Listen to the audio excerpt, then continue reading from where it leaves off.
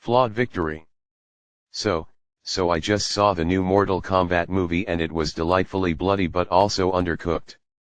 To be honest, there are so many joke titles I could have picked to present this review. It is Mortal Kombat after all, it's packed with so many memes and quotes turned into memes. I could have just started out by saying to the movie or its director you suck, because you would then know it was a Shao Kahn reference. But anyway, yeah. Mortal Kombat. It is what it is. Like I said, it pretty much has much to be desired.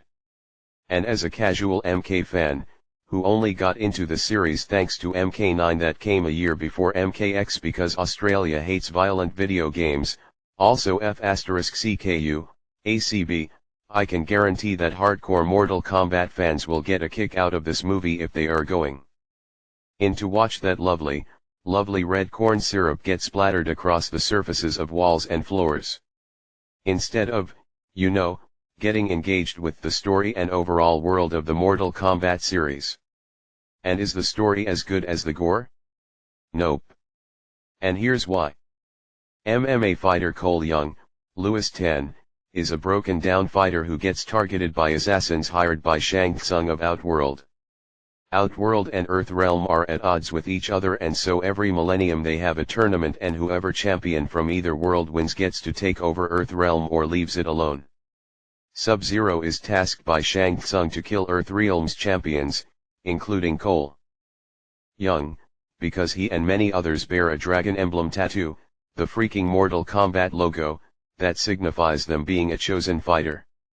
Anyone who doesn't have it, Sonya, are just in the way or not worth the hassle.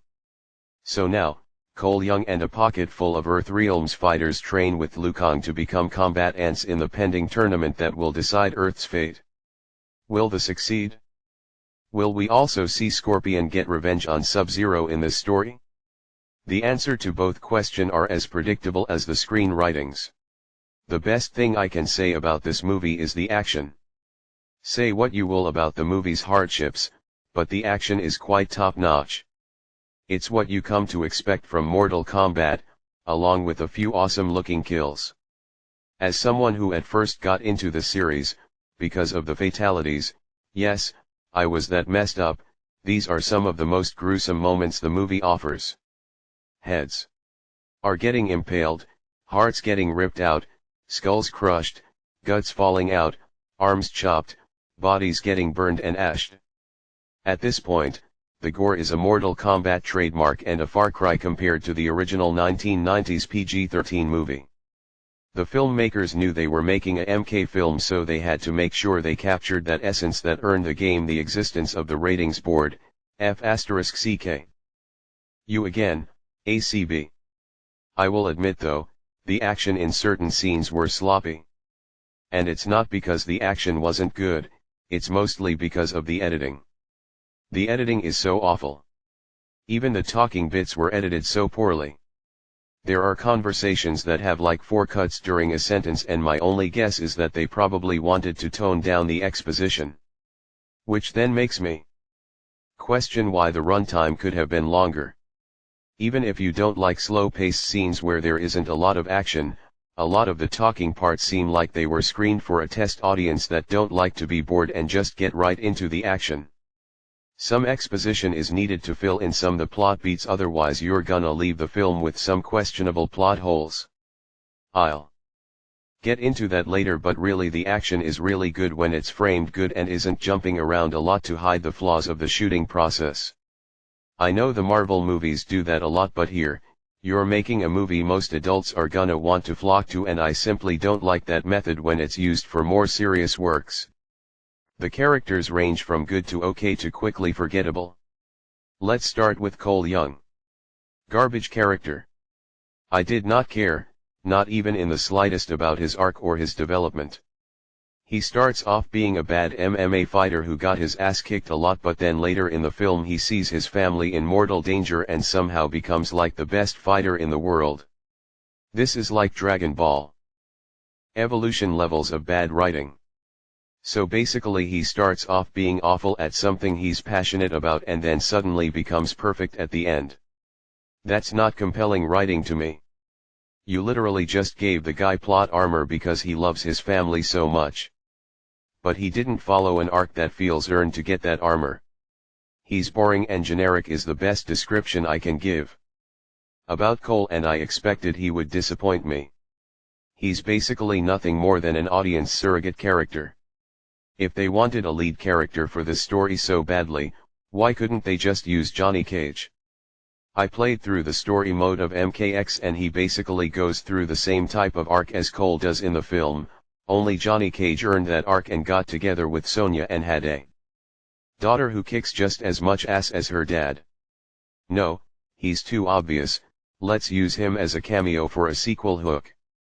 Which, by the way, the movie makes numerous references to the MK series by providing in-jokes, nods, and visual images of certain characters and lines that make me go I see what you did there, and yet we don't see a single appearance of characters like Shao Kahn and is regulated to a stained glass window. Nice. All the other characters like Sonya Blade, she was cool but underutilized. Jax was cool but also had barely any screen time. He gets his bionic arms as he usually does, but the stupidest thing happens with them that feels like it was written like a Steven Universe fanfiction. Liu Kang has some good moments like performing the down leg attack move. That jab was clever.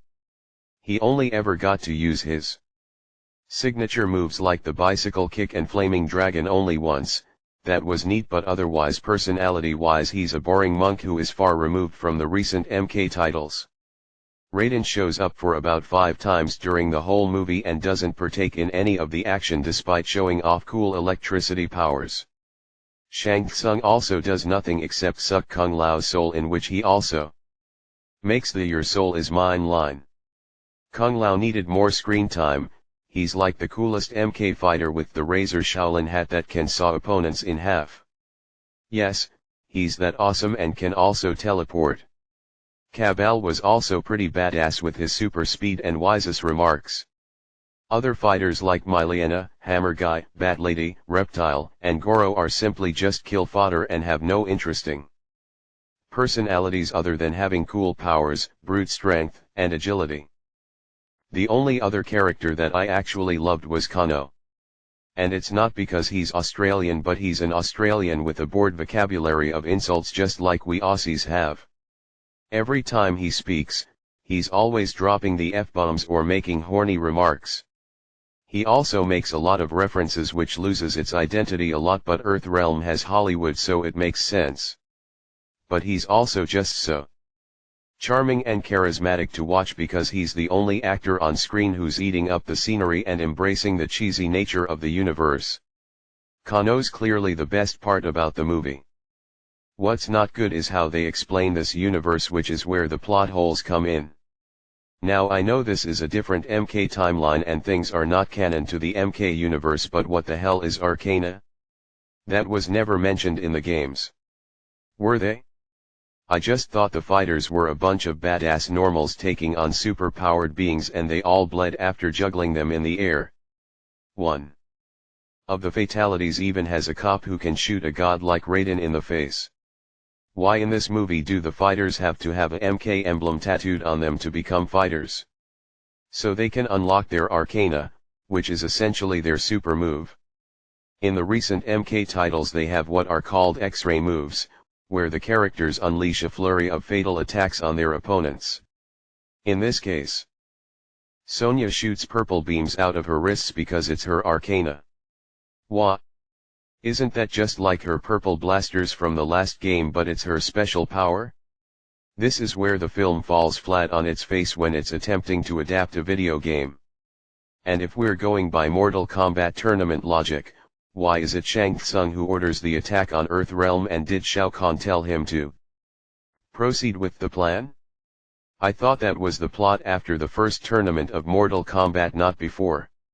Again, it's a different interpretation, but all I kept thinking was, maybe Raiden should consult the Elder Gods, but he really doesn't. Yes, we hate Raiden for relying too heavily on the Elder Gods for guidance, but I felt like maybe he should have. Because 1, Raiden is such an unlikable douche in this movie instead of this wise thunder samurai wizard. I feel like they adapted too much of his corrupted persona from the last game and not his mainstream personality. Also, we don't see no tournament. We don't even get an introduction to the tournament. This whole movie feels like a prequel. Which I understand, you gotta build up the characters and the story and the setting, and also the animated Scorpion's Revenge already told that story, but you retold Scorpion's backstory at the beginning of the film, so why couldn't you have done the same? I know it can be seen as repetition, but the whole film could just be building up to the tournament and end with the beginning of the tournament, and there you go, you got your first act of the first Mortal Kombat story. If you hadn't kill off major key fighters anyway. The climax is just the heroes fighting the villains in one-on-one classic MK fights, where at the end of the fight they perform the trademark fatality. I feel like they should have just killed at least 2 and spared the rest, because I feel like they should have been in the tournament. Unless, they plan on bringing in Noob Saibot, Ermac, Baraka, and maybe even Rain and Kitana for the sequel. Like, Cabal should have lived. Myliana should have definitely lived, since she's Shao Kahn's daughter and he'd be mighty pissed. All the others, nah. Just kill fodder. At least, you'll get the obligatory Sub-Zero vs Scorpion fight. That fight was beast, minus the coal part. Overall, Mortal Kombat is a messy, contrived but overall enjoyable movie. There were a few times where I felt like they trimmed the world building a bit too much and should have extended at least 15 minutes of screen time. The action was cool, the characters were plain forgettable at worst, the editing is downright atrocious at times, and the story and writing can be so laughably cheesy at times. It can definitely distract the quality of content. Considering how epic and lore-driven the MK franchise is, how else can you take a series where a lizard who squirts acid at you and an Australian man with an eye laser seriously?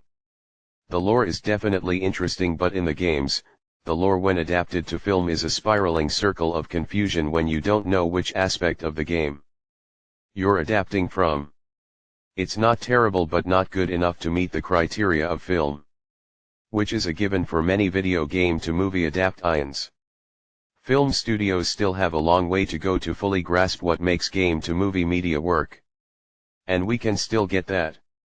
Castlevania on Netflix prove you can do it, and so did the Sonic movie.